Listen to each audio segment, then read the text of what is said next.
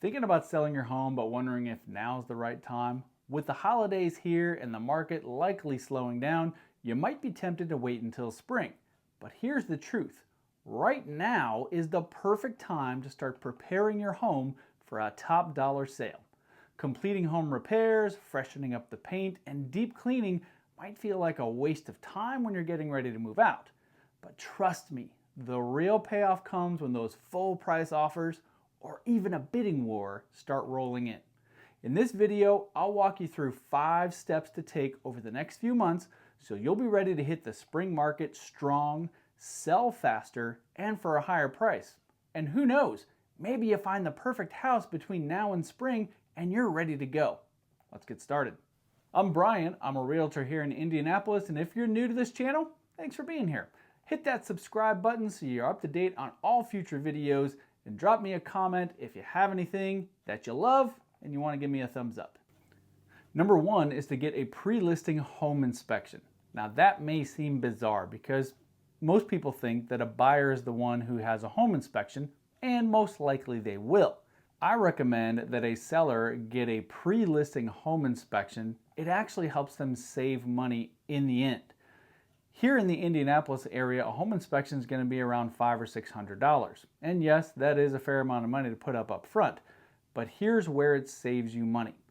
If the buyer comes in and has a home inspection, which is most likely, when they find things that are listed as defects or safety concerns, things that they want you to fix or repair, they're very likely going to say, we need you to hire a professional to come in and do the work. And professionals, in many cases, often cost more money because, well, they're professionals. Now, I'm not saying that you're going to do a half-assed job on fixing things yourself, but you may not need to hire a professional. If you do the pre-listing home inspection, you're going to be notified of things that need to be addressed that are most likely going to be addressed by a buyer in the future. Talk to your listing agent and they can go through that inspection with you to give you suggestions on things that you should address now before a buyer finds them later. Perhaps you're very handy around your house and you can fix these things yourself at a much lower cost. Perhaps you have a friend or a relative who's a professional contractor or in the construction industry, or who knows, but they're able to come in and help you address those things, again, at a much lower cost. This saves you money up front on things you're gonna have to likely fix later anyways. Because I can tell you, something that only costs you less than $100 or just a couple $100 on the front end, if a buyer found them later, you're likely talking hundreds and maybe even thousands of dollars. And if a buyer asks you to lower the price of the house instead of asking you to fix things, that lowering of the price is always done in thousands of dollars. So take advantage of the time that you have now to bring in an inspector, address concerns ahead of time before you list your house. Then you know you're likely not going to have many, if any, things to address when the buyer has an inspection later. Number 2 is to depersonalize your space.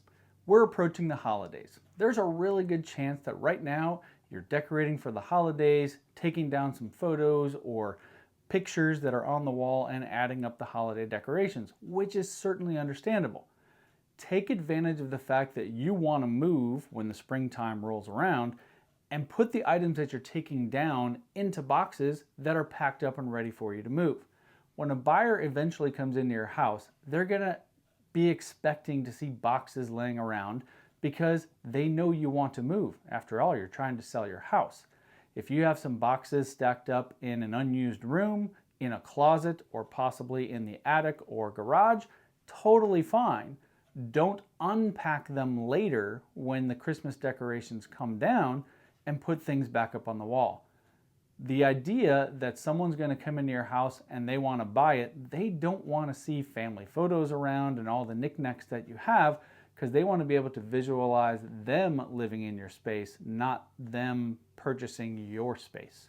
Number 3, strategize with your listing agent on updates. Updating your home can be very expensive, and in many cases, you're not going to get a dollar for dollar return on the updates that you do.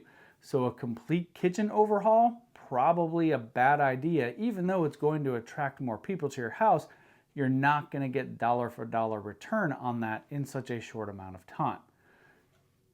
Talk to your listing agent about what suggestions they would make for updating things. Do you need new flooring in that room? Maybe, but your listing agent may tell you, you know what, you're not going to get your money back on that. And I often tell people that a buyer is more likely going to want to choose the flooring that they want for the home that they're going to be purchasing. So it's better that you may offer money towards paying for new flooring on the back end of the deal as opposed to paying for new flooring up front. Adding new paint, always a good idea. It brightens up the space, covers up nicks on the wall. That kind of stuff is a great plan, and paint is relatively inexpensive. Redoing a kitchen may be a great idea, but again, dollar for dollar, you're not going to get the money back on that. Consider what small changes you might be able to make to your kitchen to make it look better. Maybe painting the cabinets as opposed to replacing the cabinets is a good way to go. Adding new hardware can brighten up a space. Think about things like that and have that discussion with your listing agent, because they know the market, they know what it is that helps to sell a home, and it may wind up saving you money on the front end to make you more money on the back end. Number 4, do a smell test. Nothing turns off potential buyers more than when they walk into your house, they're immediately hit by a smell that you didn't know was there. When you live in your house day after day, those smells are totally normal to you, and they don't affect you in ways that they'll affect someone who hasn't been in your house before. Bring in an unbiased third party, maybe friends, perhaps your listing agent, somebody who doesn't spend every day in your house, who can come in and just do a smell test. Maybe you need to have the carpets cleaned. Perhaps adding new paint to the walls will actually, though paint does have an odor to it, it's not that terrible nowadays. Maybe that's going to be better than the current smell that's in there. Adding an air purifier can help to clear up the air in the space. If you have pets, there's a very good chance that you have a dog or a cat smell in your house that you don't even notice anymore. It could be as simple as changing out the litter box or moving it to a new location. It could be not only cleaning the carpets, but maybe having the upholstery on your furniture cleaned. Things like that will definitely help to freshen up the space. Bring in an unbiased third party who can give you a suggestion on whether or not your house stinks. Before I get to number 5, let me remind you, hit that subscribe button so you're notified about future videos. Remember, I'm Brian. I'm a realtor in the Indianapolis area. So if you're in the Indy area and you're looking to sell your house, want some suggestions on what it is you might do to get your house ready to sell it potentially in the spring, drop me a comment, shoot me a DM, let me know what I can do to help you out. I'm always happy to help. And please share this video with someone else that you may know who's looking to sell their house. Coming soon.